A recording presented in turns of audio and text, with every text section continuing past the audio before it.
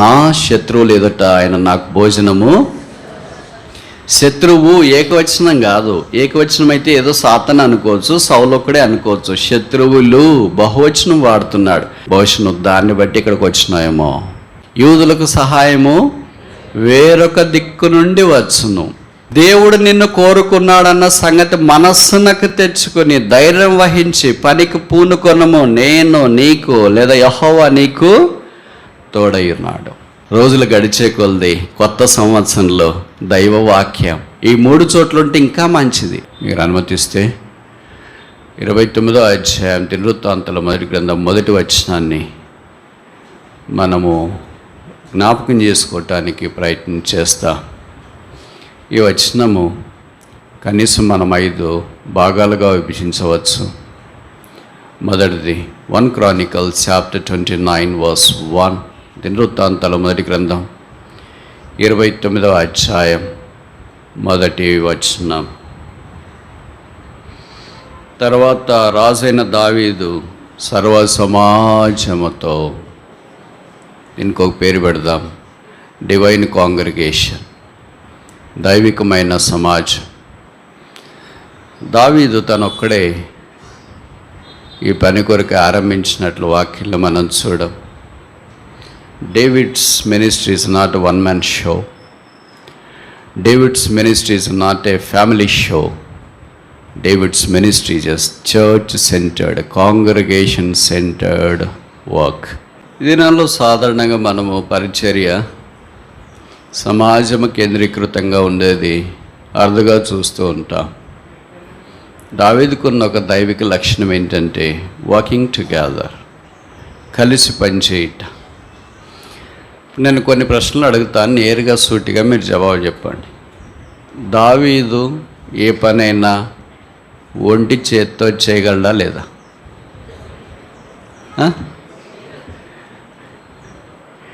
ఆయన మామూలు ఏదో మన మాదిరి సామాన్యమైన వ్యక్తి కూడా కాదు. ఇంతకుముందు ఆరంభంలో మాదిరి గొర్రెల కాపరి కూడా కాదు. ఇప్పుడు ఈ మాటలు చెప్పేటప్పటికీ ఆయన రాజు. ఒక రాజు అనుకుంటే ఏముందండి, దేవాలయం కట్టేది గొప్ప సంగత, ఆర్డర్ జారీ చేసేది గొప్ప సంగత, ప్రజలను ఒప్పించేది గొప్ప సంగత. Why should he call the whole congregation back to himself? ఎందుకు సర్వ సమాజాన్ని ఆయన ప్రోగు చేసినాడు? దైవిక కార్యము పంచుకొని వారితో ముందుకు సాగిపోవాలని దావీదు యొక్క ఉద్దేశం. కనుక దావీదు లాంటి మహాబలుడు, సింహబలుడు, దేవుని హృదయానుసారుడు, ఇశ్రాయేలీల మధుర గాయకుడు, దేవుడు ఏర్పరచుకున్నవాడు, దైవ చిత్తం యొక్క కేంద్రంలో ఉన్నవాడు, 40 ఏళ్ళు దేవుని ప్రజలను సుభిక్షితంగా పాలించడానికి సామర్థ్యం కలిగిన వాడికి దేవాలయం కట్టడం అంత గొప్ప సంగతి ఏం కాదు.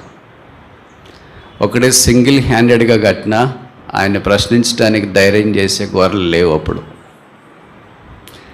కానీ దైవ కార్యము సమిష్టిగా చేయడంలో ఉన్న ఆశీర్వాదం దావీదు ఎరిగినవాడు. అందుకే సర్వ సమాజాన్ని పిలిపించినాడు. కనుక మొదటిది ఏంటంటే డివైన్ కాంగ్రిగేషన్, దైవికమైన సర్వ సమాజం.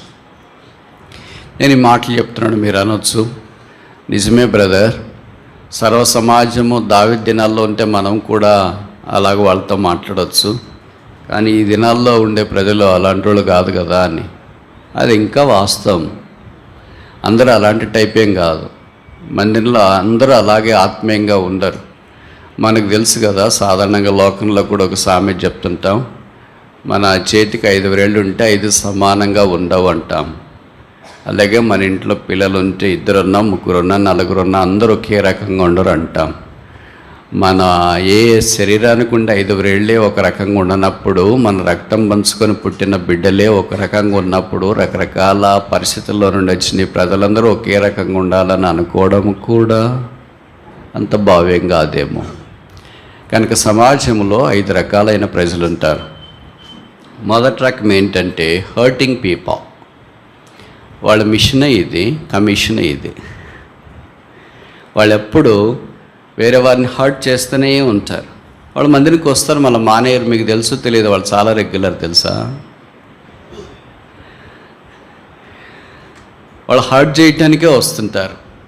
అది ఎవరినైనా వాళ్ళు హర్ట్ చేయొచ్చు, వాళ్ళకి ఏమి బౌండరీస్ ఉండదు. పలానా వాళ్ళు మనం హర్ట్ చేయొచ్చు, పలానా వాళ్ళని చేయకూడదు, పలానా వాళ్ళు సేవకులు, బోధకులు, ఉపదేశకులు, ఎల్డర్స్, టీచర్స్ వాళ్ళు మనకు ఇలాగ సహాయం చేసినారు కదా అట్లేమి వాళ్ళకి ఫీల్ కారు. ఎందుకంటే వాళ్ళకి ఎప్పుడో మనస్సాక్షి వాత వేయబడి ఉంటుంది కనుక వాళ్ళు యూజువల్గా హర్టింగ్ అనేది హాబీగా, హ్యాబిట్గా మార్చుకొని ఉంటారు.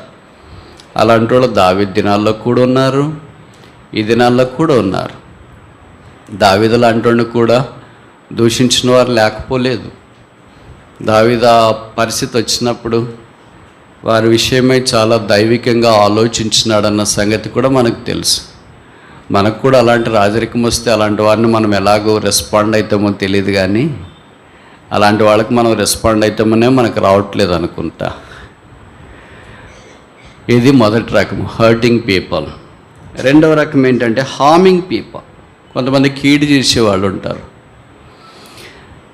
విశ్వాసంలో కూడా ఇలాగ చేస్తారంటే ఇదే వాళ్ళ కమిషన్, ఇదే వాళ్ళ మిషన్ కూడా. ఎప్పుడు వాళ్ళు కీడ్ చేయడానికే ప్రయత్నం చేస్తారు. ఆ బ్రదర్కి ఏం కీడ్ చేయాలా, ఈ ఇంటికి, ఈ సిస్టర్ వాళ్ళకి ఏం కీడ్ చేయాలా, ఈ ఇంటికి ఏం కీడ్ చేయాలా, ఈ మందిరానికి ఏం కీడ్ చేయాలా అని వాళ్ళు ఆలోచిస్తూనే ఉంటారు. వాళ్ళు హామ్ చేయిందే నిద్ర పట్టదు. హామ్ చేసే లక్షణము విశ్వాసిది కాదు. మీకు తెలుసు కదా, హామింగ్ అనిమల్స్ ఉన్నాయి కొన్ని.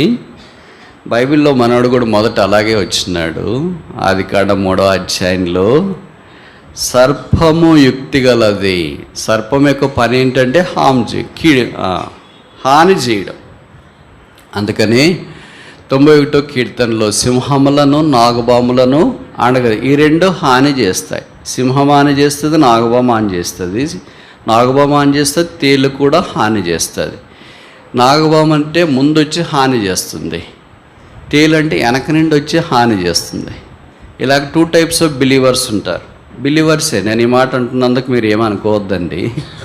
విశ్వాసులే. వాళ్ళు ముందు వచ్చి హాని చేసేవాళ్ళు ఉంటారు. పాము వలె పడగ విప్పేసి బుసలు కొట్టేసి అన్నట్టుగా. వెనక తేలు మాదిరి వస్తారు, ఏం తెలియనట్లు ఎర్రగా స్లిమ్గా ఎలాగుంటారో, కానీ తెలియకుండానే కాటేసింటారు. మీకు తెలుసో తెలియదు, నాకు పిల్లప్పుడు చాలా ఆలోచన వచ్చేది. ఎందుకంటే మా నల్లరేగడి పొలాలు, అక్కడికి వెళ్ళినప్పుడు చిన్న కాకరకాయలు ఉంటారు. The costliest vegetable now.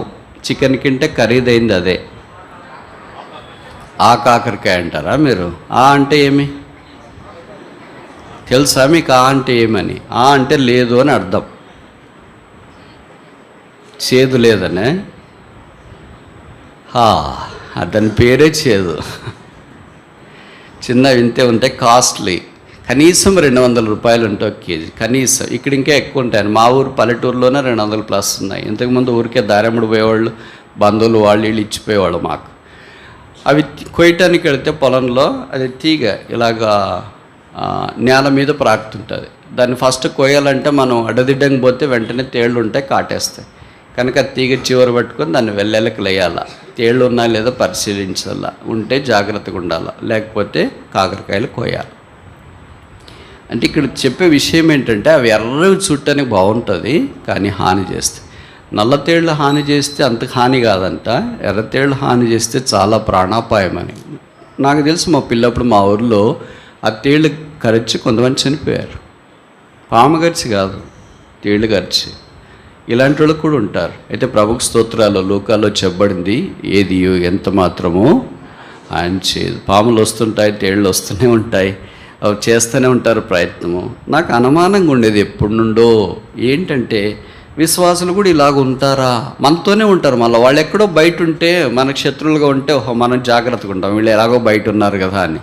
అలా కాదు కదా, మనతోనే ఉంటారు, మనతో మాట్లాడుతున్నట్లే ఉంటారు, మన దగ్గరికి వస్తారు, ప్రైజ్లాడ్ చెప్తారు. అన్నా మీరన్నా, అక్క మీరక్క అంటూనే ఉంటారు. మనం అనుకుంటాం ఇలాగా అని. నేను ఆ మధ్యలో ఒకసారి అమెరికా వెళ్ళినప్పుడు ఒక బ్రదర్ నేను ఇద్దరు కలిసి కారులో ఒక స్థలానికి వెళుతున్నాం.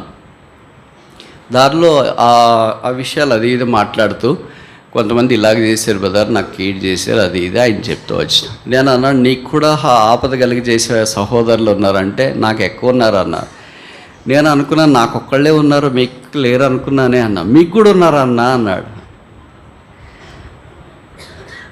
మీరు గుర్తుపట్టలేరా కీడు కలగజేసే సహోదరులను అని అన్నాడు.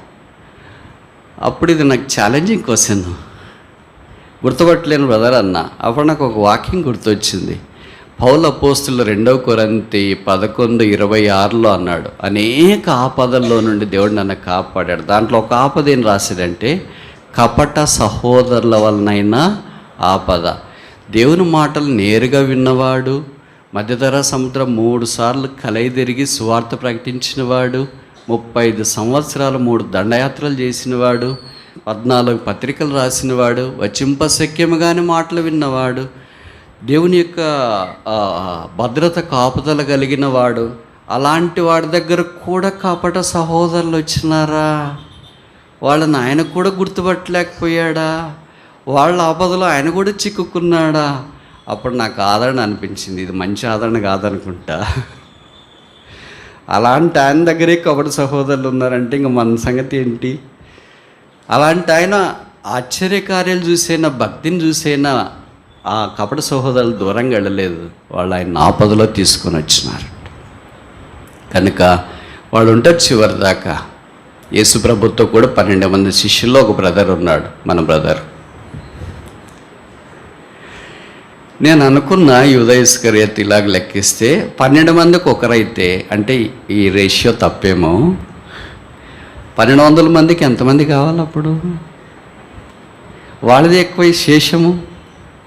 ఒకడితోనే సిలువ వేయబడితే 1200 మందితో ఇంకా 120 మందితో ఇంకెన్నిసార్లు సిలువ వేయబడాలా?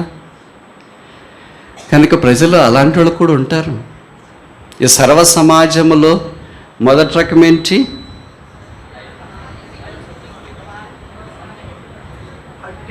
Hurting people. రెండవ రకం ఏంటి? Harming people. మూడవ రకం ఏంటి? Harassing people.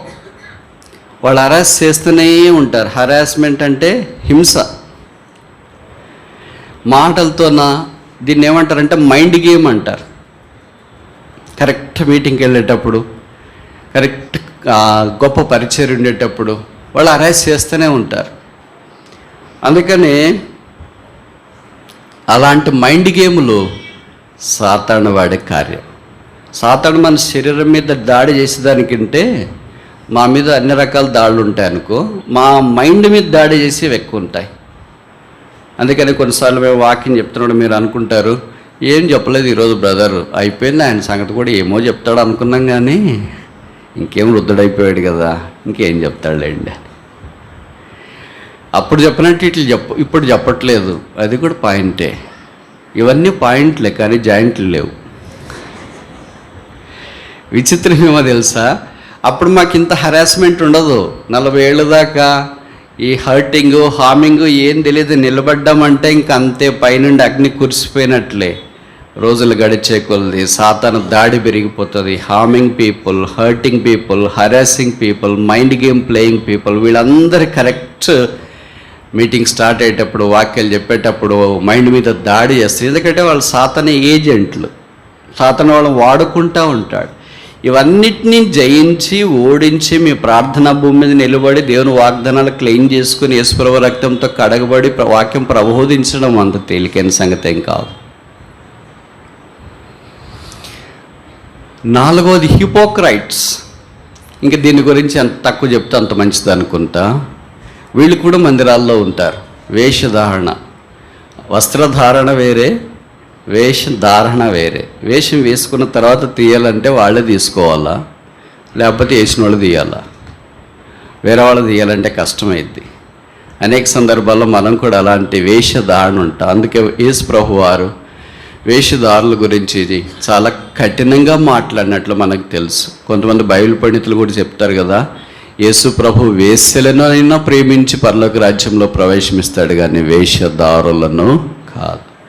There is a entrance into the kingdom, heaven for the harlots but not the hypocrites. విషాదకరమైన సంగతి ఏంటంటే, ఈ దినాన్ని కొంతమంది విశ్వాసులు ఈ వేషధారణనే తమకు అవసరమైన ఆధ్యాత్మికమైన ఒక లక్షణంగా అవలంబించుకొని జీవించడం బాధాకరమైన సంగతి. ఈ 4 రకాలైన ప్రజలు మాత్రమే సంఘములో ఉంటే మనకి ఇంక మీటింగ్లు అవసరం లేదు, మన దారిని మనం పోవచ్చు. ప్రభుకు స్తోత్రాలు. 5వ రకమైన వ్యక్తులు కూడా సంఘాల్లో ఉన్నారు. హెల్పింగ్ పీపుల్, సహాయం చేసేవాళ్ళు, ప్రార్థన చేసేవాళ్ళు, అవసరమైనప్పుడు ఎవరైనా హాస్పిటల్లో ఉన్నప్పుడు వారిని అటెండ్ అయ్యేవాళ్ళు, ఇబ్బందుల్లో ఉన్నప్పుడు వెళ్ళి వారిని పరామర్శించేవాళ్ళు, ఆదరించేవారు, కన్నీరు తుడిచేవారు. There are also helping people in the house of the Lord. దేవుని మందిరంలో అలాంటి సహాయం చేసేవాళ్ళు, అది శేషం. కనుకని దేవుని సంఘాలు ఇంకా వృద్ధి పొందుతున్నాయి, నిలబడ్డాయి భూమి మీద. బైబిల్లో రాయబడింది, మకమకలాడుచు నవిసినారు ఒత్తిను ఆయన ఆర్పడు, నలిగిన రెల్లును ఆయన విరవడు. అదే ప్రభు యొక్క సంఘం. ఆ సంఘాలను కాపాడే పూచికత్తు ఆయన. ప్రకటన గ్రంథంలో చెప్పబడిన 1వ అధ్యాయం అనుకుంటే 7 నక్షత్రాలు చేత పట్టుకుని 7 సువర్ణ దీప స్తంభముల మధ్య సంచరించువాడు. కనుక ఆయన సంచరిస్తున్నాడు కనుక దీపస్తంభాలు ఎలాగ మండుతున్నాయి, ఏంటన్నా సమస్య ఉందా, అవి మండటానికి ఇష్టపడట్లేదా, లేదా ఆరిపోవటానికి దగ్గరికి వచ్చినాయా అని ఆయన చూస్తున్నాడు. ప్రభుకు స్తోత్రాలు. దావీదు ఇలాంటి రకాలు కలిగిన సర్వ సమాజాన్ని కూడా గొప్ప పని కొరకై సమిష్టిగా చేర్చినట్లు వాక్యం మనకు జ్ఞాపకం చేస్తుంది. కనుక దేవుని జనమా, దేవుని ప్రజల్లో ప్రోత్సహించేవారు మనల్ని కొంతమంది ఉన్నారు. వాళ్ళే హెల్పింగ్ పీపుల్. అలాంటి వారే మన కొరకు కన్నీరు గారుస్తున్నారు, అపన్న హస్తం చాపుతున్నారు, ఆదుకుంటున్నారు, ధైర్యపరుస్తున్నారు. అయితే నష్టం చేసేవాళ్ళే అనేకులు మనకు కనిపిస్తారు. మన దినాల్లోనే కాదు, దావీదు దినాల్లో కూడా అలాంటి వాళ్ళు ఉన్నారు. దావీదు స్వయాన నోటితో చెప్పిన మాటలు చూడండి, ఎలాగ రాశాడు. 3వ కీర్తన 1వ వచనం, యెహోవా నన్ను బాధించువారు ఎంతో విస్తరించి ఉన్నారు, నా మీదకి లేచువారు లేరు. మీరు బైబిల్ చూస్తున్నారా అండి? నా మీదకి లేచువారు లేరు. కింద చూడండి 2వ వచనం, దేవుని వలన అతనికి రక్షణ ఏమీ దొరకదని నన్ను గూర్చి చెప్పువారు లేరు. కొంతమంది కాదు, అనేకులు. ఈ మాటలు కనీసం నాకు తెలిసి 5 సార్లు రాసింటాడు ఆయన కీర్తనలు. నా మీదకి లేచువారు అనేకులు, వీనికి రక్షణ లేదని చెప్పువారు అనేకులు. దావీదు లాంటి వాడికి రక్షణ లేదు అని చెప్తే ఇంకా మనల గురించి ఏం చెప్తారండి? కొంతమంది ఇప్పటికి నాకు కూడా నేనంటే పడినోళ్ళు బయట చెప్తాను ఆయనకి రక్షణే లేదని. అప్పుడు నాకు ఈ వాక్యం గుర్తొస్తుంది. చాలా మంచిది, నన్ను కూడా అంత ఇంత దావీదు స్టేజ్లోకి తీసుకుని వస్తున్నారు వీళ్ళు. ఎందుకంటే దావీదుకే వీనికి రక్షణ లేదని చెప్పేవారు వేలాదిగా వచ్చుచున్నారు. ప్రణతింతుము మా యెహోవా. కనుక దావీదు లాంటి వాడికే రక్షణ లేదని మనుషులు మాట్లాడే దినాలు ఉన్నాయంటే ఎంత ఘోరమైన దినాలు. అనేకులు అనేకులు అనేకులు. వీళ్ళు తక్కువ మంది కాదు, they are majority. Spiritual people are minority, helping people are minority, holy people are minority, supporting people are minority, encouraging people are minority. మరి ఈ మెజారిటీ ప్రజల్లో నుండి మైనారిటీతో కలిసి యాత్ర సాగించాలి. అందుకే 23వ కీర్తనలో దావీదు 5వ వచనం అనుకుంటా, ఈ setteth forth table before my enemies. నా శత్రువులు ఎదుట ఆయన నాకు భోజనము. శత్రువు ఏకవచనం కాదు. ఏకవచనం అయితే ఏదో సాతాను అనుకోవచ్చు, సౌలొక్కడే అనుకోవచ్చు. శత్రువులు బహువచనం వాడుతున్నాడు. నేను కొత్తలో రక్షణ పొందినప్పుడు అనుకున్నాను, మనం రక్షణ పొందిన తర్వాత మనకి ఎవరు శత్రువులు ఉండరు అనుకున్నా. ఇప్పుడు నాకు అనిపించింది, I have many force than fans. ఇంకోసారి చెప్పనా? I have many force than fans. నాకున్న అభిమానుల కంటే ఉన్న శత్రువులు అనేకులు. వారు కనబడకుండానే ఉంటారు. ఇప్పుడు నేను ఇట్లా అంటే తప్పు కాదు అనుకుంటాయి. Our number of force is directly proportional to our intimate fellowship with Christ. Is it incorrect? మనకు శత్రువులు ఎక్కువ ఉన్నారనేది లేదా మనకు శత్రువులు ఉన్నారనేది దేవునితో మనకున్న సంబంధాన్ని తెలియచేస్తుంది. ఎక్కువ మంది శత్రువులు ఉంటే దేవునితో కూడా ఎక్కువ సంబంధంలోనే ఉన్నామని, తక్కువ మంది శత్రువులు ఉంటే దేవునితో కూడా తక్కువ ఉన్నామని అర్థం అంటారా? The gates of the hell shall not prevail against it. పాతాళలోక ద్వారము కాదు, ద్వారములు. నాకు తెలిసి 360 డిగ్రీల చుట్టూ దానికి ద్వారాలు ఉంటాయి అనుకుంటా, వీల్స్ మీద ఇట్లా తిరగటానికి గ్రౌండ్లో పోయేటప్పుడు ఉంటుంది, ఒకళ్ళు ఇటు పోతుంటే ఒకళ్ళు బయటకు వస్తుంటారు, ఇటు పోతుంటే అట్లా వీల్ చైర్ మాదిరి. అలాంటి డోర్లన్నీ ఉంటాయి పాతడానికి, ఎందుకంటే అది ఎప్పుడు హౌస్ఫుల్ కాదు. మనుషులు వెళ్తూనే ఉంటారు. కనుక సహాయం చేయట కొరకే దేవుని పనిలో నువ్వు ముందుకు వస్తే దేవుడు నిన్ను ఘనపరిచి వాడుకోగలడు. అలాగని దేవుడు వాడుకుంటాడని సహాయం కొరకు రావద్దు. Because the helping is the nature of Christ, so I need to showcase the character of and virtue of Christ. సహాయం చేయడం అనేది క్రీస్తు లక్షణం కనుక నేను క్రీస్తు లక్షణాన్ని షోకేస్ చేయాలనే దృక్పథంతో వచ్చినప్పుడు ప్రభు మనకు సహాయం చేస్తాడు. సాధారణంగా మనం ఎప్పుడు ఏమనుకుంటుంటామంటే, నేను ఒకరికి 10 రూపాయలు సహాయం చేసినా అనుకో, వాళ్ళే నాకు 10 రూపాయలు సహాయం చేయాలని అనుకుంటాం. That's incorrect. That's not a Christian life. మనం ఇప్పుడు 10 రూపాయలు ఒకరికి సహాయం చేస్తే ఇప్పుడే చేయరు, వాళ్ళే చేయరు. మనం వాళ్ళు చేయకపోతే ఏమంటామంటే, బ్రదర్ వాళ్ళకి ఎంత సాయం చేసామో తెలుసా, వాళ్ళ చదువుల్లో, పెళ్ళిళ్ళలో, పేర్లు పెట్టే దాంట్లో, ఉద్యోగంలో అన్నిట్లో మేము సాయం చేసాం, కానీ ఇప్పుడు వాళ్ళు సాయం చేయట్లేదు, వాళ్ళు చేయరు. That's not a Christian way of expecting things. ప్రభు వేరే వారి ద్వారా తనకిష్టమైనప్పుడు, మనకు అవసరమైనప్పుడు తెస్తాడు. ఎదకువరు ఓ దినాన సాయంకాలం, ఊరికే నేను కథ మాదిరి చెప్తా, ఇదంతే. హైదరాబాదు నుండి విజయవాడ వైపు ఒక పెళ్ళైన సహోదరి బయలుదేరింది కారులో. తన కారు మీకు తెలుసు కదా, ఇప్పుడు అంతా లేడీస్ డ్రైవింగ్. నయా ట్రెండ్. కొద్ది దూరం వచ్చిన తర్వాత కోదాడ, సూర్యాపేట ఎక్కడ వచ్చిన తర్వాత ఆ కారు ఆగిపోయింది. అప్పుడే చీకటి పడుతుంది, మెల్లగా వర్షం కూడా కురుస్తూ ఉన్నాయి. కార్లు, స్కూటర్లు ఇవన్నీ వేగంగా పోయినంత దాకా ఎంత సరదా ఉంటుందో థ్రిల్.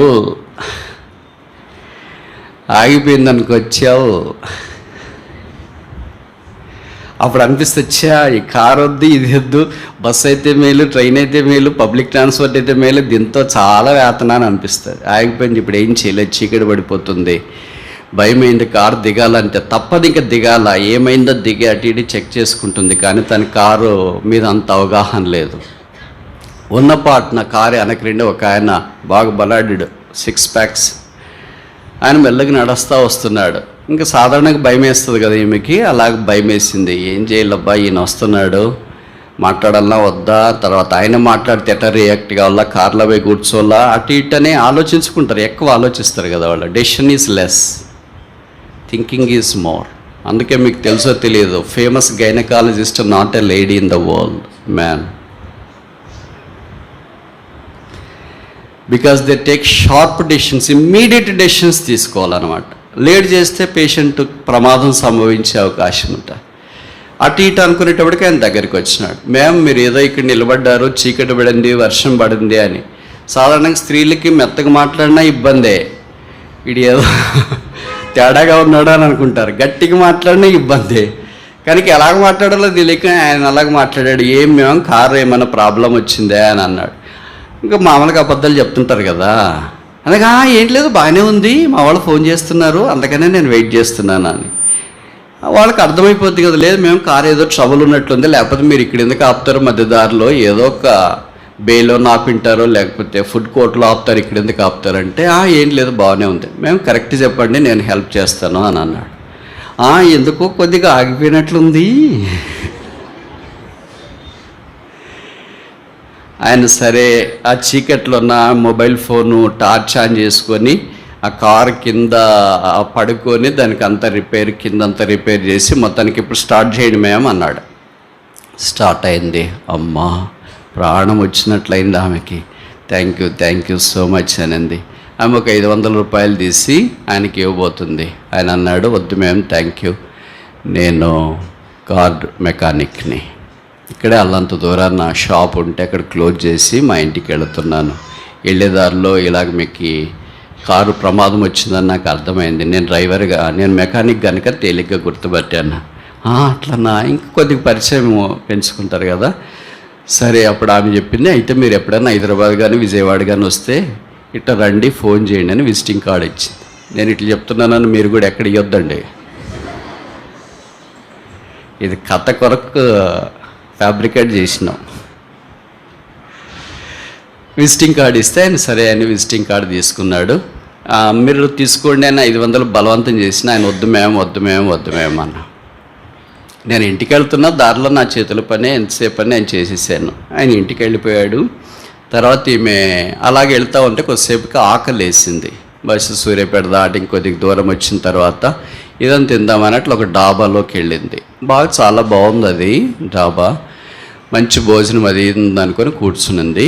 ఒక వెయిటర్ ఒక ఆమె వచ్చింది. అక్కడ మీకు మ్యామ్ ఏం కావాలా అనింది. ఆమె నడవలేకపోతుంది, కూర్చుంటే నడవలేదు, నడిస్తే కూర్చోలేదు. ఎంగే వయసులో ఉన్న ఆమె, కాకపోతే ఏంటంటే గర్భవతి.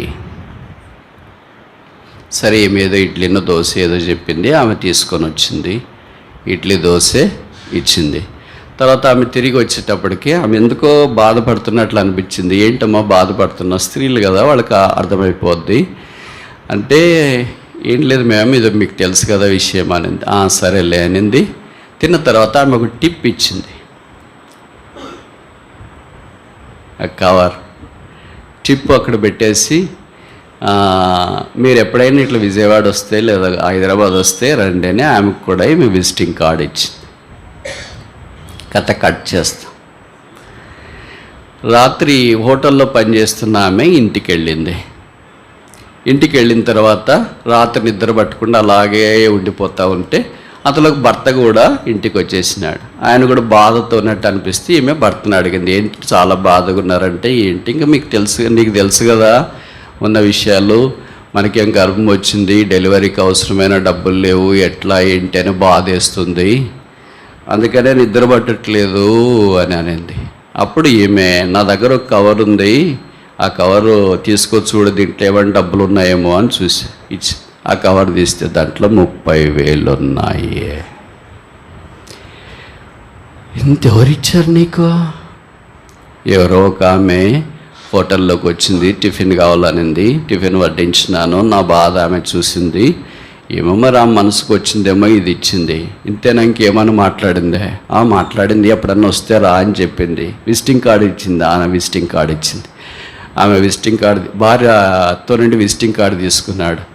తన దగ్గర కూడా ఒక విజిటింగ్ కార్డు ఉంది కదా, అది తీసుకొని 2 అడ్రస్ చూసినాడు, సేమ్ టు సేమ్.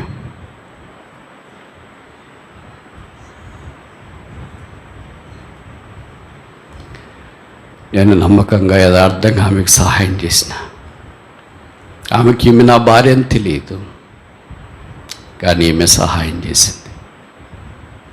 మన ముగ్గురికి సహాయం చేస్తే మనకు సహాయం దేవుడు ఎక్కడి నుండో పంపిస్తాడు తెలియదు, అవసరమైనప్పుడు పంపిస్తాడు.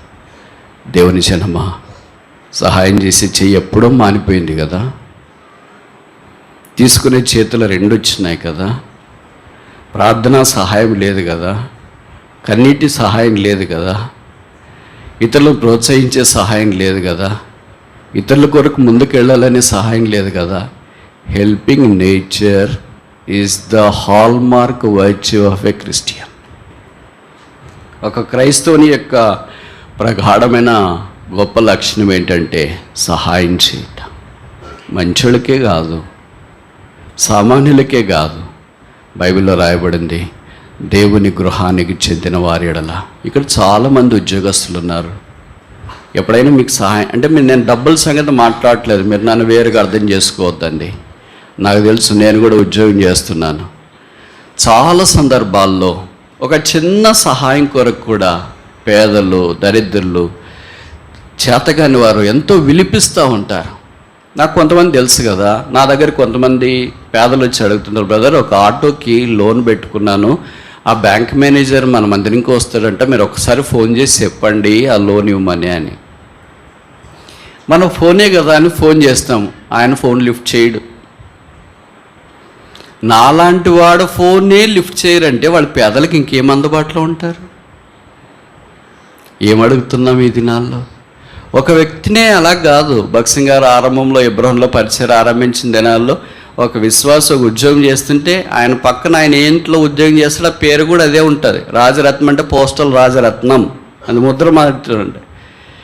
ఎస్ దాస్ అని అంటే ఆర్టీసీలో పనిచేస్తాను, ఆర్టీసీ ఎస్ దాస్. వాళ్ళు దేంట్లో ఉద్యోగం చేస్తారో ఆ ఉద్యోగం స్టాంప్ కూడా వాళ్ళ పేరుకి పక్కన రాసింటారు. దానికి సంబంధించిన ఏదైనా సహాయం అవసరమైతే ఓ పోస్టల్లో నా పలానా బ్రదర్ మనకు తెలుసు అక్కడికి వెళ్ళండి హెల్ప్ చేస్తాడు. ఓ బ్యాంకులో నా పలానా వాళ్ళు మనకు తెలుసు అక్కడికి వెళ్ళండి హెల్ప్ చేస్తారు. ఓ పలానా దగ్గర. I don't expect you to help any Christian out of the box. I seek and constrain you to help Christians in the box. మీరు రూల్స్ దిగమింగి కాదని నిరాకరించి సహాయం చేయమని నేను కోరట్లేదు.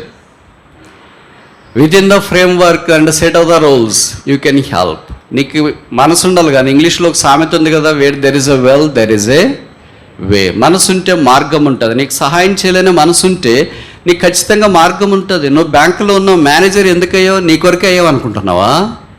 నీ పిల్లల కొరకే అయ్యావు అనుకుంటున్నావా? నువ్వు ఒక హాస్పిటల్లో ఒక పెద్ద డాక్టర్గా ఉన్నావు, ఎందుకున్నావు అనుకుంటున్నావు? మీ కొరకేనా? మీ కుటుంబానికి కొరకేనా? అయితే లోకం కూడా అలాగే చేస్తుంది కదా. There is no difference between you and the people who are in the world. లోకంలో ఉన్న వారికి ఒక క్రైస్తవునికి ఏం తేడా లేదు. అదే వాస్తవం అయితే we are not prepared to showcase Christ to the world. క్రీస్తును ఈ లోకానికి ఇంకా చూపించడానికి మనం ముందుకు రావట్లేదు. మాకు ప్రొఫెసర్ ఉండేవాడు, ఆయన ఇప్పుడు కూడా ఉన్నాడు, చాలా సీనియర్ మోస్ట్ ప్రొఫెసర్, క్రైస్తవేతడు ఆయన. కానీ is far better than any other Christian. ఇంకోసారి చెప్పనా, క్రైస్తవుల కంటే చాలా చాలా మంచివాడు. ఆయన దగ్గరికి ఏ రకమైన వ్యక్తి, ఏ కులస్తుడు, ఏ మతస్థుడు ఎవరు వెళ్ళినా you will never say no. ఏనాడు ఆయన నోట్లో నుండి నేను చేయలేను, ఇది నా చేత కాదు, ఈ పని నా వల్ల కాదు అని చెప్పడు. ఆయన మా యూనివర్సిటీ ప్రిన్సిపల్గా వచ్చినాడు. వస్తే కొంతమంది పిల్లలు వెళ్ళి అప్పుడే కంప్యూటర్స్ వచ్చినాయి. యూనివర్సిటీలో పెద్ద ఇలాంటి హాల్లో కంప్యూటర్స్ అనే పెట్టేసినారు. చాలా చక్కగా ఏసీ రూమ్లు అన్నీ అలంకారం. అప్పుడు ఏసీ అంటేనే అట్లా ఉండేది కదా. ఏసీలో కంప్యూటర్లు అది ఇది పెడితే కొత్తలు కదా, స్టూడెంట్స్, మాస్టర్ స్టూడెంట్స్, పిహెచ్డి వాళ్ళంతా సిస్టమ్స్ చూస్తామే ఎలాగున్నాయి వాడుకోవచ్చు కదా అని వెళితే తాళం వేసారు. అంటే హాల్కే తాళం వేసేసారు. కంప్యూటర్ ల్యాబ్ అది ప్రిన్సిపల్ ఆధీనంలో ఉంది. అంతలోకి ప్రిన్సిపల్కి ఎవరో పోయి చెప్పినారు పిల్లలు వెళ్ళి, మేము వెళ్ళాం సార్ కంప్యూటర్ ల్యాబ్కి తాళం వేసారు. ఆ కంప్యూటర్ ల్యాబ్ ఇన్ఛార్జ్ ఎవడో ప్రొఫెసర్ ఉంటాడు కదా, ఆయన పిలిపించినాడు. ఈయన పిలిపించి ఏంటి తాళం వేసారంటే ల్యాబ్కి అని అడిగాడు. అడిగితే అవును సార్, వేసిన కొత్త కంప్యూటర్లు కదా, పిల్లలు వచ్చి పాడు చేస్తారు. కరెక్టా తప్ప?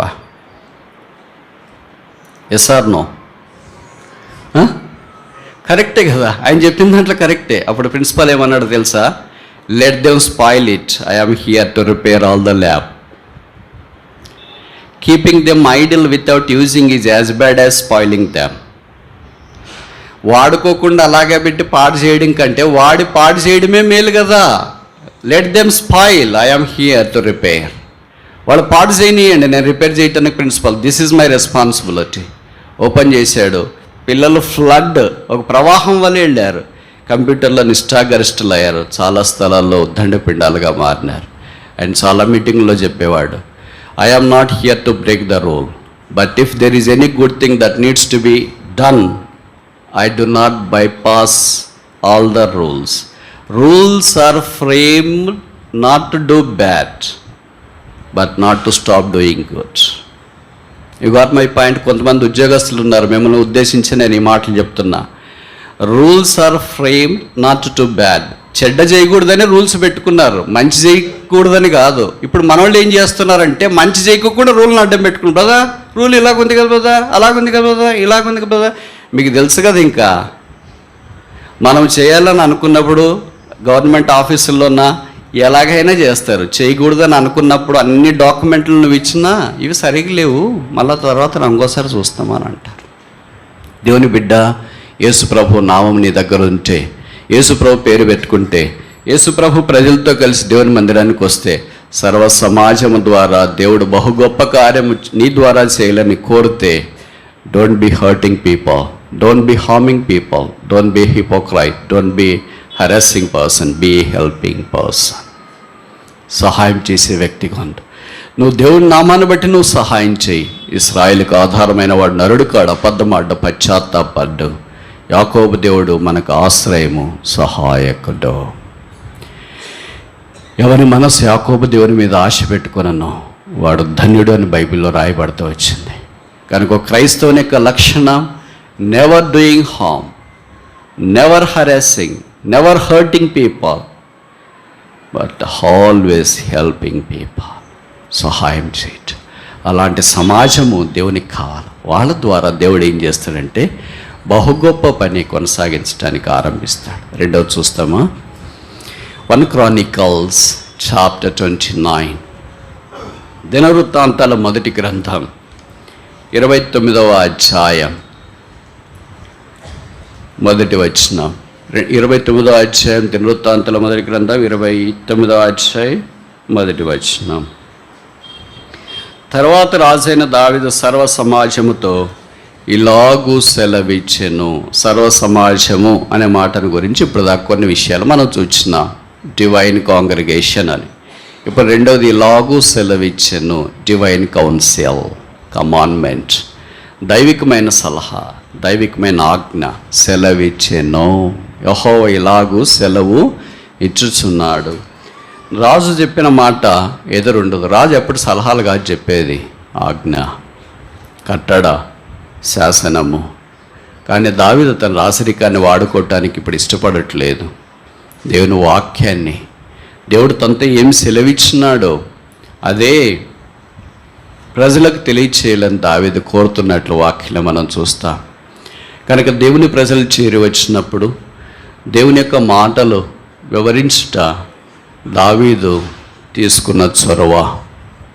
అనేక సందర్భాల్లో దైవవాక్యం ప్రకటించబడుతున్నప్పుడు మనుషులు రకరకాలుగా తలంచడం కూడా ఆనవాయితీ. దేవుని యొక్క వాక్యము అది ప్రబలమై వ్యాపించినట్లుగా దేవుడు అద్భుత ఆశ్చర్య కార్యాలు మనకు తెలియకుండానే ప్రజల మధ్యలో జరిగిస్తాడు. ఆయన వాక్యానికి ఆ శక్తి ఉంది. అందుకనే ఆయన వాక్యము మన హృదయాల్లో కార్యసిద్ధి కలిగించబడే కొలది, వాక్యం బయలుదేరుడుతో కొలది వెలుగు, చీకట్లో ఉన్న మనము, చీకట్లో నడుస్తున్న మనము, డైరెక్షన్ తెలియక ఎటెళ్లాలో తెలియక సాగిపోతున్న మనకు ఆయనే సహాయం చేసి నడిపించేవాడు. కనుక ఆయన సెలవిస్తే దాంట్లో పొరపాటు ఉండదు, తప్పు ఉండదు, అన్యాయం ఉండదు, అక్రమం ఉండదు. బైబిల్లో రాయబడిన దేవాన్ని తీర్పులు సత్యములు న్యాయములై ఉన్నవి. What ever God does is always right. దేవుడు చేయనదంతా ఎప్పుడు ఖచ్చితం, ఆయన తీర్మానం స్థిరము అని వాక్యంలో రాయబడుతూ వచ్చింది. కనుక దేవుని మాటలు వినడం కొరకై వేగిరిపడి ఆ వాక్యం కొరకు పరుగులు తీసేవారు దేవుడికి అవసరం. పాత నిబంధన దినాల్లో దావీదు ఈ మాట చెప్తున్నప్పుడు బహుశా ధర్మశాస్త్రం మాత్రమే ఉందేమో, ఆయన కొంత వాక్యం అందుబాటులో ఉందేమో. అందుకే 40వ కీర్తన 8 అనుకుంటా, O Lord I law is hid in my heart. దేవా, నీ వాక్యము, నీ ధర్మశాస్త్రము, నీ మాటలు, నీ కట్టడలు, నీ హేతువులు నా అంతరంగంలో ఉన్నవి. దేవుని వాక్యము 2 దగ్గర పెట్టుకోవడము, 3 దగ్గర ఉంచుకోవడం మనకు ఆనవాయితీ. మొదటిది అంటే నేను ఇలాగ చెప్తున్నాను వేరుగా అనుకోవద్దండి. ప్రతి దానికి మనం నెగిటివ్గా మాట్లాడవచ్చు, పాజిటివ్ కూడా మాట్లాడవచ్చు. మొదటిది the God's word is in the hand. కొంతమందికి దేవుని వాక్యం చేతిలో ఉంటుంది, వాళ్ళు బాగా రాసుకుంటూ ఉంటారు. ఇట్స్ గుడ్, అది చాలా మంచిది, దైవికమైనది కూడా. దేవుడు యోహానుతో సెలవు ఇచ్చినాడు ప్రకటన గ్రంథంలో, నేను చెప్పు సంగతులు వ్రాయము. పద్మాస్ జీవములో రాయటానికి క్లాస్మేట్ నోట్స్ ఎక్కడుంది? నాయగార నోట్స్ ఎక్కడుంది? రేనాళ్ళ పేరుని ఎక్కడుంది? ఎవళ్ళు ఇస్తే రాసుకోవటానికి? ఇప్పుడు ఇన్ని అందుబాటులో ఉన్నా కూడా రాసుకోవడం మనకి ఇబ్బంది, కష్టము. అందుకనే మనం ఏమనుకుంటామంటే ఏకసంతాగ్రహాలు, నాకు అంత బాగొచ్చు బ్రదర్, ఒక్కసారి ఏంటి అంత మైండ్లో పడిపోతుంది. ఏంటి పడిపోయేది? మీకు తెలుసో తెలియదు, ఇక్కడ కొంతమంది టీచర్స్ ఉన్నారు కదా, సైకాలజీ ప్రకారము మీరు 1 గంట సేపు వాక్యం వింటే మీ మనసులో పనిచేసేది 35% మాత్రమే. All 65% will be get lost, vaporized. అంటే పాస్ అవుతాం అంతే, 35% అంతే. ఆ తర్వాత ఎక్సర్సైజ్ని బట్టి ఒక 75% దాకా మనం రాగలం. కనుక దేవుని వాక్యము దేవుడు చేతి ద్వారా రాసుకోవాలని కోరుతున్నాడు, మంచిది. యోహాను భక్తుడు అలాగే రాశాడు. రెండవది ఏంటంటే దేవుని వాక్యం కొంతమంది తలలో ఉంచుకుంటారు, అది కూడా మంచిది. కంటతో వాక్యం చెప్పడం, వాక్యం నేర్చుకోవడం, దట్స్ ఆల్సో గుడ్. కొంతమంది దేవుని వాక్యం హృదయమందు ఉంచుకుంటారు, దావీదు మాదిరి హార్ట్. దేవాని ధర్మశాస్త్రము నా అంతరంగములో ఉన్నది. ఇప్పుడు సౌలుకేమో వాక్యం తలలో ఉంది, దావీదుకేమో వాక్యం హృదయంలో ఉంది. Saul is a head centred person, David is a heart centred person. Do you have a head or a heart and hands? చేతులు ఉన్నాయా, తల ఉందా, హృదయం ఉందా, అన్నీ ఉన్నాయా? చేతులు లేకపోయినా పర్లేదు, తల లేకపోయినా పర్లేదు, ఏముండాలా? దావీదు అందుకని ఐ హ్యావ్ హిడ్ దై వర్డ్ ఇన్ మై హార్ట్. హృదయంలో నుండి దాన్ని ఎవరు దొంగలించలేరు. ఇప్పుడు సౌలుకేమో తలలో వాక్యం ఉంది, కానీ అందరికంటే బాగా ఎత్తుగా కనిపిస్తున్నాడు. తల కట్. కనుక తలలో ఉంటే కట్ అయ్యే అవకాశం ఉంది, చేతుల్లో ఉంటే కట్ అయ్యే అవకాశం ఉంది, ఇక్కడ ఉంటే కట్ అయ్యే అవకాశం లేదు. ఇక్కడ ఉంటే కట్ అయిందంటే అంత కట్. రోజులు గడిచే కొలది కొత్త సంవత్సరంలో దైవ వాక్యం ఈ 3 చోట్ల ఉంటే ఇంకా మంచిది. చేతుల్లో హ్యాండ్స్, హెడ్ అండ్ హార్ట్స్. అలాంటి సమాజాన్ని దావీదు సిద్ధం చేయాలని కోరుతున్నాను. ఇప్పుడు నేను ఒక ప్రశ్న అడగవచ్చునా? దావీదుకి తెలిసినంత వాక్యము అక్కడ చేరి వచ్చిన సర్వ సమాజంలో ఏ ఒక్క వ్యక్తికైనా తెలిసింటుందంటారా? ఒక విషయమంతన్నా తెలిసిండదు. దావీదు దేవుని వాక్యం అంత అకళ్ళు చేసుకున్నవాడు. అయినా దేవుని ప్రజలకు దేవుడు ఏం సెలవిస్తున్నాడో అది జ్ఞాపకం చేయటానికి పూనుకున్నవాడు. 3వ చూస్తామా? 1 Chronicles chapter 29. దినవృత్తాంతాల మొదటి గ్రంథం 29వ అధ్యాయం 2వ వరుస. దేవుడు కోరుకున్న నా కుమారుడైన సొలొమోను ఇంకా లేత ప్రాయము, బాలుడై ఉన్నాడు. దీనికి ఏం పేరు పెడదాం? మీరే చెప్పాలి. ఇంకా డివైన్ చాయిస్, దేవుడు కోరుకున్న దైవికమైన ఎన్నిక. ఇది నేను చెప్పిన మాటలు కాదు, చూడండి. దావీదు చెప్తున్నాడు 28:10. 1 Chronicles chapter 28 verse 10. 1వ దినవృత్తాంతాలు 28:10. పరిశుద్ధ స్థలముగా ఉండుటకు ఒక మందిరమును కట్టించుటకై యెహోవా నిన్ను కోరుకున్న సంగతి మనస్సునకు తెచ్చుకొని. దేవుడు ఎంతోమందిని ఇక్కడ కోరుకున్నాడు. మరి మీరేమో సైలెంట్గా ఉండిపోతున్నారు, నిమ్మకి నీరెత్తినట్లున్నారు. దేవుడు నిన్ను కోరుకున్నాడన్న సంగతి మనస్సునకు తెచ్చుకొని ధైర్యం వహించి పనికి పూనుకొనము, నేను నీకు లేదా యెహోవా నీకు తోడై ఉన్నాడు. డివైన్ చాయిస్, దేవుడు ఎన్నిక చేసుకున్నాడు. దేవుడి ఎన్నిక అసాధారణమైంది. దావీదుకి చాలామంది కుమారులు ఉన్న సొలొమోను మీద దేవుని యొక్క ఎన్నిక పడింది. అలాగే దేవుని ప్రజలు చాలామంది ఉన్నా బహుశా నీకే ఆ అవకాశం వచ్చిందేమో. మీరున్న స్థానిక సంఘంలో, మీరున్న స్థలంలో ఆధ్యాత్మికమైన దేవుని సంఘం కట్టడానికి, లేదా అవసరమైతే భౌతికమైన మందిరం కట్టడానికి. కనుక ఎప్పుడైతే మనం కట్టాలని పూనుకుంటామో అప్పుడు ఆ అపోజిషన్ లేదని అనుకోవద్దండి. Where there is opposition then there is a permission to build the house of the Lord. ఇంకోసారి చెప్పనా? కరెక్టేనా ఈ స్టేట్మెంట్?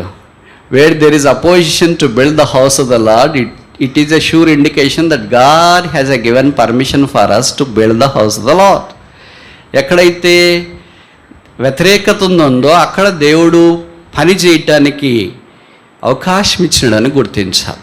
వాళ్ళు ఎక్కువ మంది ఉంటారు. నెహెమ్యా ప్రాకారాలు కట్టడానికి వచ్చినాడు. ఆయన కనీసం అంటే 2 ఆపోజిట్ పీపుల్ వేసినారు, సన్బల్లత్, టోబియా. అది లేకపోతే పని కాదు. వేరే గవర్నమెంట్ కట్టడాలు కట్టేటప్పుడు ఎవరు రాదు చూడండి అపోజిషన్. ఒకవేళ ఎవరైనా ఉన్నా బయట బారికేడ్లు కట్టేసి అక్కడ ఇక్కడ వాళ్ళని పెట్టేస్తారు. దైవ మందిరం అలాగే చేయటానికి లేదు కదా.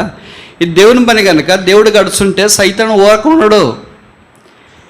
అందుకే మీరు గమనించినారు లేదా, మత్తయి సువార్త 16వ అధ్యాయంలో ఇదే పేతురుతో యేసుప్రభువు అన్నాడు, నీవు ధన్యుడవు, రక్తమాంసాలు నీకు ఈ సంగతి బయలుపరచలేదు, పరలోకమున్న దేవుడు ఈ సంగతులు బయలుపరిచినాడు. I will build my church upon this rock, the gates of the hell shall not prevail against it అని దేవుడు ఆ పేతురుతోనే తన యొక్క ప్రత్యక్షతను గురించి వెల్లడించినాడు. కింద వచనాలకు వచ్చేటప్పటికి పేతురు అన్నాడు, ప్రభువా అది నీకు దూరం అవును గాక, మీరు వెళ్ళొద్దండి, మీరు మానవుతారు, చనిపోతారు. అది ఇది పేతురు మాట్లాడేటప్పటికి యేసుప్రభువు ఏమన్నాడు? Satan depart from me, get the behind me, నా వెనుక కోపం. అంటే అక్కడ ఎక్కడ సంఘం ఉందో అక్కడ ఎవరు వచ్చినారు? చెప్పట్లేదండి. మీ బైబిల్లో లేదా? నా బైబిల్లోనే ఒకటి రాసిరా. సాతాను వచ్చినాడు. Wear there is a sanctuary there is ఎ సాతాన్. పరిశుద్ధ స్థలము సంఘం ఎక్కడ కట్టబడుతుందో అక్కడ సాతాను మనకు కనిపిస్తూనే ఉన్నాడు. అదే పేజీలోనే, పేజీ కూడా మారలే తెలుగు బైబిల్లోనైతే. కనుక సాతాను పని చేస్తూనే ఉంటాడు. ఈ పని అంతట్లో దేవుడు అనుగ్రహించిన కృప కొలది చోజన్ మ్యాన్, ఏర్పరచబడిన వ్యక్తి సొలొమోను. అందుకని సొలొమోనుకి ఇప్పుడు చిన్న బాలుడు, ఇంకనూ చిన్న వయసు కలిగినవాడు.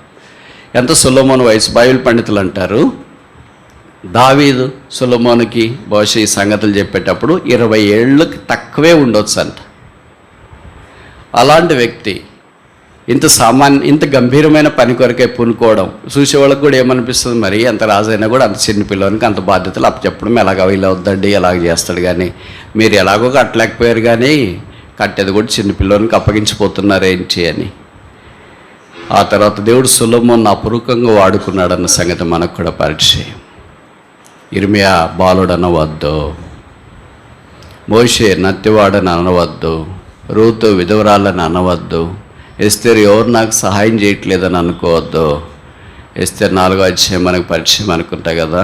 బహుశా నువ్వు దాన్ని బట్టి ఇక్కడికి వచ్చినావేమో. సహాయం చేయకపోతే యూదులకు సహాయము వేరొక దిక్కు నుండి వచ్చును. God has many directions.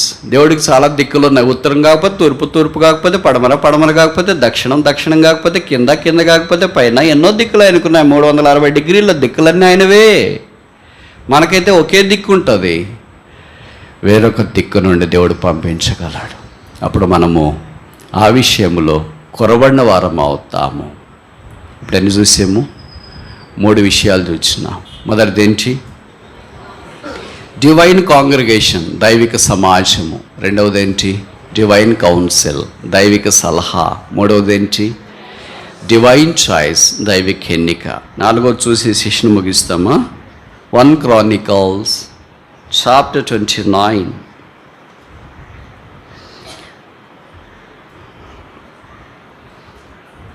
verse 1, 4వ వరుస.